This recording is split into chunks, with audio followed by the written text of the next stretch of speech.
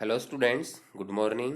We are reading our second lesson secularism and we have discussed its main points in the last video and today we will start from page number 190 meaning of secularism. Meaning of secularism, जैसा कि मैंने आपको कल बताया था, secularism होता है धर्मनिरपेक्षवाद, यानी कि किसी भी धर्म को न मानना, सभी धर्मों को बराबर का अधिकार देना। तो मीनिंग ऑफ सेकुलरिज्म के बारे में पढ़ेंगे हम पेज नंबर 190 हमारी टेक्स्ट बुक से।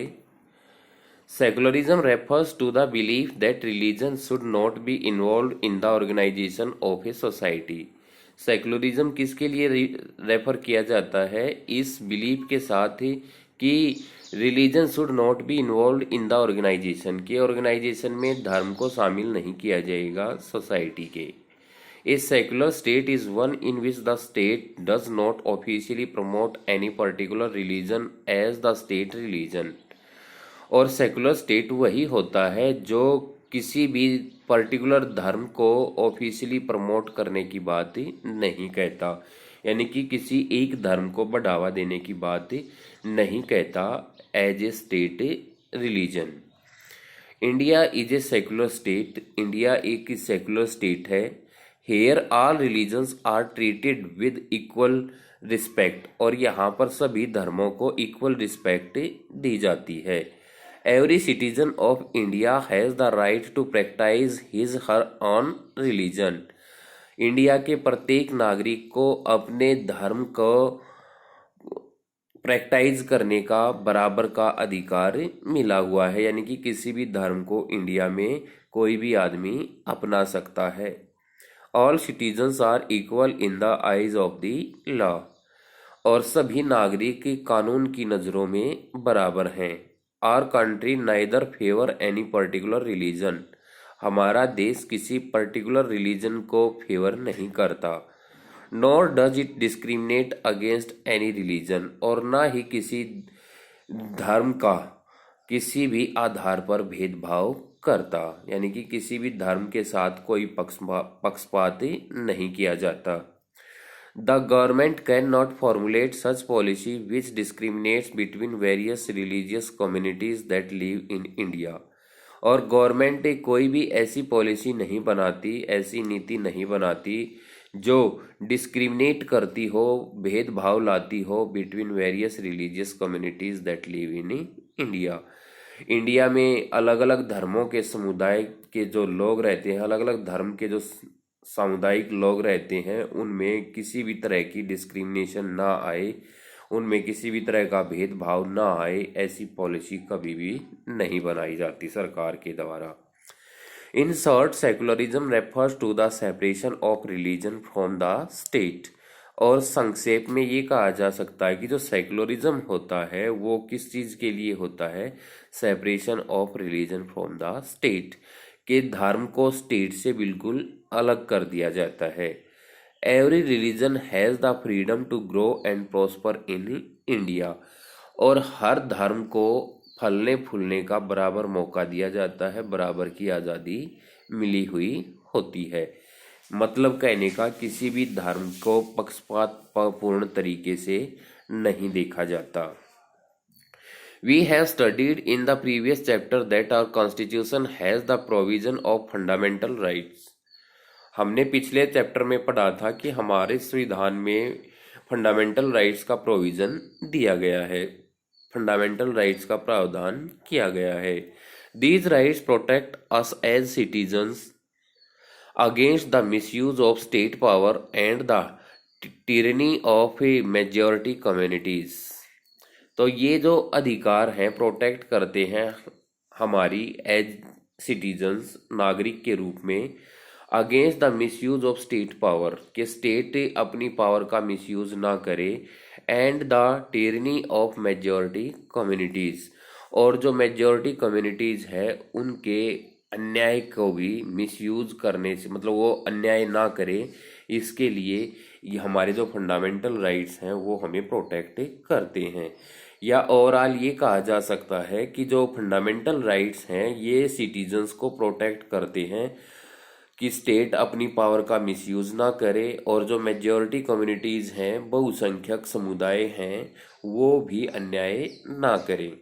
इन दिस वे, इस प्रकार से वी सी दैट, हम देखते हैं कि the ideals of secularism as religious freedom for all get translated into fundamental rights, कि जो सेकुलरिज्म वाले आइडियल्स हैं हमारे, उनको रिलीजियस फ्रीडम्स में शामिल किया गया है और फंडामेंटल राइट्स में इनको ट्रांसलेट किया गया है।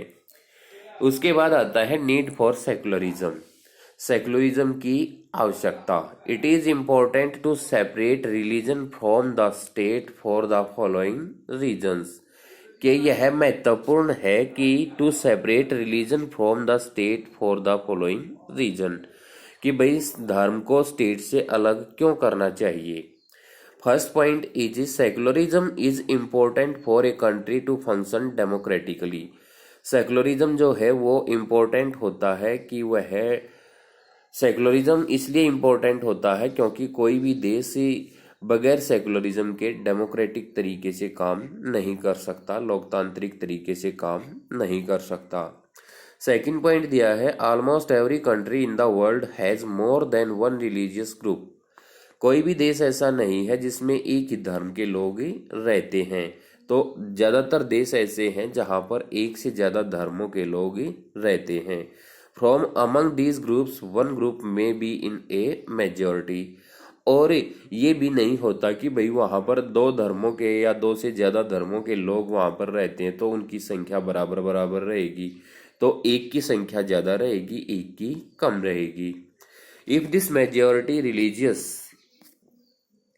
अगर ये जो रिलीजियस मेजॉरिटी है group has access to state power, अगर उसकी स्टेट पावर तक पहुंच बन जाती है, यानी कि जो धर्म मेजॉरिटी में है और उसकी स्टेट पावर तक पहुंच बन जाती है, तो इट में misuse this power and financial resources, तो वह इस पावर का मिसयूज कर सकता है और financial resources to discriminate against persons of other religious group, तो वह जो संख्या में कम लोग हैं किसी धर्म को मानने वाले, तो उनके साथ फाइनेंशियल रिसोर्सेज को लेकर भी डिस्क्रिमिनेट कर सकता है, भेदभाव कर सकता है। Any form of domination based on religion में वायलेट द फंडामेंटल राइट्स, कि कोई भी डोमिनेशन बेस्ड रिलीजन जो है, यानी कि जिस धर्म का आधिपत्य है, तो वो क्या कर सकता है, फंडामेंटल राइट्स को वायलेट कर सकता है। That a democratic country guarantees to its citizens, कि जहां एक लोकतांत्रिक देश में इन अधिकारों के लिए गारंटी दी जाती है, तो कोई भी ये डोमिनेशन बेस्ड रिलीजन जो है वो फंडामेंटल राइट्स को भी वायलेट कर सकता है। It is essential for a democratic country to be secular, कि डेमोक्रेटिक कंट्री के लिए तो सेकुलर होना बहुत बेहद ज़्यादा ज़रूरी होता है, because it has to protect the freedom of individual to exit from their religion, कि यह प्रोटेक्ट करता है इंडिविजुअल की फ्रीडम को to exit from their religion, अपने धर्म से बाहर, अडॉप्ट अनदर रिलीजन, कि वह किसी दूसरे धर्म को भी अडॉप्ट कर सकता है, और have the freedom to interpret religious teachings differently, और वो अपने धर्म की जो टीचिंग है, रीति रिवाज है या जो भी मान्यताएं हैं, उनको अच्छे से इंटरप्रेट कर सकता है, उनको डिस्क्राइब कर सकता है, वर्णित कर सकता है। तो आप आज की वीडियो में हमने जितना लेसन पढ़ा है इसको दोबारा से एक बार फिर अपनी टेक्स्ट बुक से पढ़ेंगे, और कोई भी अगर वर्ड मीनिंग अगर आपको ऐसा लगता है कि जिसका पता नहीं है, तो आप उसको अंडरलाइन करके उसको डिक्शनरी से या फिर वीडियो को दोबारा से देख करके आप पता लगा सकते हैं कि मैंने उस वर्ड का मीनिंग क्या बताया है। Thank you.